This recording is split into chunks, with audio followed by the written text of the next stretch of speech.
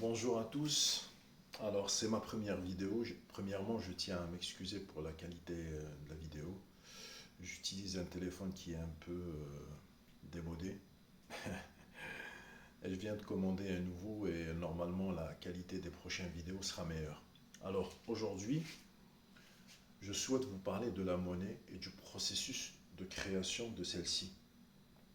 Alors, premièrement, il faut comprendre que la monnaie remplit trois rôles principaux, trois fonctions principales. La première fonction, c'est celle de transaction. Qu'est-ce qu'on entend par cela? La monnaie, elle nous permet d'éviter déjà les complications et les contraintes du troc. À l'époque, une personne, disons une personne détenant un bien A, qui souhaite acquérir un bien B, eh ben, elle doit trouver une personne qui détient déjà le bien B et qui veuille le bien A qu'elle veut offrir en échange. Et cela est très très contraignant parce qu'il faut qu'il y ait une coïncidence de deux désirs. Et il y a aussi l'inconvénient de la péremption du bien, alors que l'argent qu'on a aujourd'hui, à savoir les euros, les dollars qui sont existants, ou même la monnaie scripturale, l'écriture qu'on a sur notre compte bancaire, eh ben, elle nous permet de consommer dans le futur. Et ça, on va en parler dans la troisième fonction. Eh ben, la deuxième fonction, c'est la fonction de valeur. La monnaie, elle nous permet d'attribuer une valeur à n'importe quel bien. Un vendeur qui souhaite mettre son produit sur le marché, il doit lui attribuer une valeur. Et cette valeur, elle doit permettre à ce vendeur de dégager un profit. La troisième fonction, et j'en parlais tout à l'heure, troisième fonction est une fonction qui nous permet de consommer dans le futur. Qu'est-ce que j'entends par ça? Si on dispose, par exemple, une personne a 100 euros sur son compte, et bien les 100 euros, elle peut les utiliser dans un futur proche ou dans un an ou 2 ans. Ça veut dire que la monnaie n'a pas de date de péremption. Le seul souci, c'est l'inflation. L'inflation qui vient grignoter le pouvoir d'achat de cette personne. Alors, qu'est-ce qu'il faut retenir de ce que je viens de dire? Que la monnaie a trois fonctions, trois rôles. La première fonction, c'est une fonction de transaction. La deuxième, c'est une fonction de valeur. Et la troisième, on peut dire ça comme ça, c'est une fonction d'épargne. Elle nous permet de consommer ou de reporter notre consommation dans le futur. Maintenant, après avoir défini la monnaie, on peut parler du processus de la création de monnaie. Qui crée la monnaie? Eh bien, nous avons un acteur, nous avons plusieurs acteurs, mais l'acteur principal ou l'institution qui crée de la monnaie, ce sont les banques commerciales. Alors, quand on parle du secteur bancaire, il faut distinguer déjà plusieurs types de banques. En France, nous avons la Banque de France. Au niveau de la zone euro, parce que là je m'intéresse à la zone euro, on peut par exemple prochainement parler de la Fed, la Banque fédérale américaine, mais aujourd'hui on va s'intéresser à la zone euro. Nous avons la Banque centrale européenne et nous avons ce qu'on appelle les banques commerciales. On va laisser ça comme ça, banque commerciale.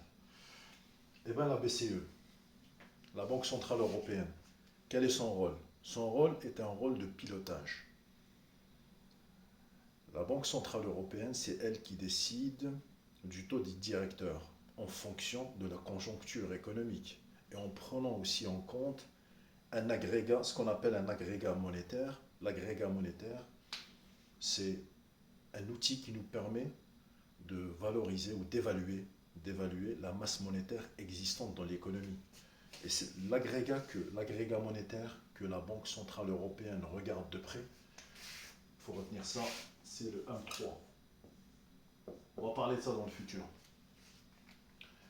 Alors, nous avons la Banque Centrale Européenne qui chapeaute tout le système, et c'est elle qui décide du taux directeur, et la Banque de France, où les différentes banques nationales des pays membres de la zone euro, eh bien, elle prend le relais et elle a un rôle opérationnel. C'est la Banque de France qui prête aux banques commerciales. Les banques commerciales comme en France, BNP Paribas, nous avons Société Générale, il y a LCL aussi, il y a plusieurs banques. Alors, nous avons la Banque Centrale Européenne qui fixe les taux directeurs. Nous avons la Banque de France qui prête de l'argent. Elle a le rôle d'imprimer tout ce qui est billets et même de fabriquer aussi les pièces. En anglais, on appelle ça coins. Et les billets en anglais, c'est notes. Alors, les banques commerciales, il y a ce qu'on appelle un marché interbancaire où les banques se prêtent entre elles à un taux qu'on appelle un taux interbancaire. Il y a le RIBOR et le ESLTR, je pense. En fait, vous avez deux taux. Le RIBOR, normalement, il s'applique aux prêts qui durent plus de 3 mois, entre 3 et 12 mois. Les banques commerciales, on s'intéresse aux banques commerciales parce que c'est elles qui créent la monnaie. Comment elles créent la monnaie? Vous avez un particulier ou un professionnel. Le professionnel, c'est une entreprise qui vient voir le banquier et qui demande un prêt. Il faut que la personne physique ou morale remplisse un certain nombre de conditions. Il faut qu'elle soit solvable. En fait, il y a une étude de dossier. Eh bien, on va prendre l'exemple d'un particulier, un particulier qui demande un crédit auto de 10K. Si par exemple le banquier estime que la personne physique, je dis particulier, personne physique, c'est la même chose. Généralement, la personne physique, on emploie ce terme, je pense, dans le code fiscal. Et bref, impôt sur la personne physique. Eh bien, si par exemple la personne demande le crédit et le banquier estime que le particulier est en mesure de rembourser le crédit, eh bien, le banquier va accorder le crédit de 10K. C'est ça la création de la monnaie. À un moment donné, la banque va faire un virement de 10K sur le compte du particulier ou dans le cas d'un professionnel, elle peut faire aussi un virement de 10K. Nous aurons sur le compte du particulier 10K. 10K, normalement, c'est crédit. Crédit, débit. Là, ça, c'est faux. Eh bien, c'est ça, le processus de création de la monnaie, c'est les banques commerciales qui interviennent ou qui sont à l'initiative de la création de la monnaie. Les banques commerciales aussi, elles peuvent se prêter entre elles, comme on l'a dit tout à l'heure, au taux interbancaire. La Banque de France, elle prête aussi aux banques au taux directeur. Taux directeur fixé par la BCE. Désolé pour ce brouillon. C'est la première fois. Bon, la première fois, ça fait longtemps que j'ai pas fait ça. Bref. Surtout avec les chiffres et tout. Habituellement, en fait, j'explique des notions. Bon, là, on est dans une explication de notions théoriques, oui, mais bref. La BCE. Nous avons déjà, ouais, qu'est-ce qu'on a dit? Les banques commerciales qui se prêtent entre elles au taux interbancaire. Nous avons la Banque de France qui prête de l'argent aux banques commerciales au taux directeur. En contrepartie, généralement, la Banque de France, elle exige une garantie ou un gage des banques commerciales. Et ce gage, généralement, ce sont des obligations d'État. Mais ce point-là, on va en parler la prochaine fois.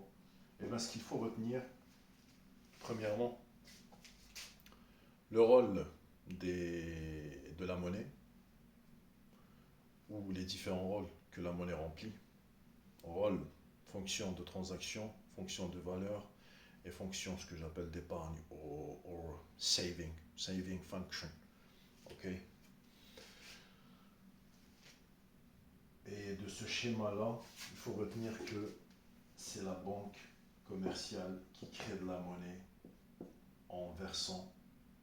En fait, c'est ce qu'on appelle une écriture scripturale. C'est une écriture comptable. À l'inverse d'une remise d'argent en liquide. Bref, merci beaucoup d'avoir suivi cette vidéo. Déjà, je tiens encore une fois à m'excuser pour la qualité d'image et même pour la façon de présenter parce que c'est une sorte d'improvisation. Je tâcherai de faire mieux la prochaine fois. Et merci d'avoir, vraiment merci, je tiens à vous remercier et j'espère que j'apporterai ma pierre à l'édifice que j'explique. L'objectif de cette chaîne, c'est d'expliquer des notions et des concepts qui ont un lien avec l'économie et la finance. Ciao.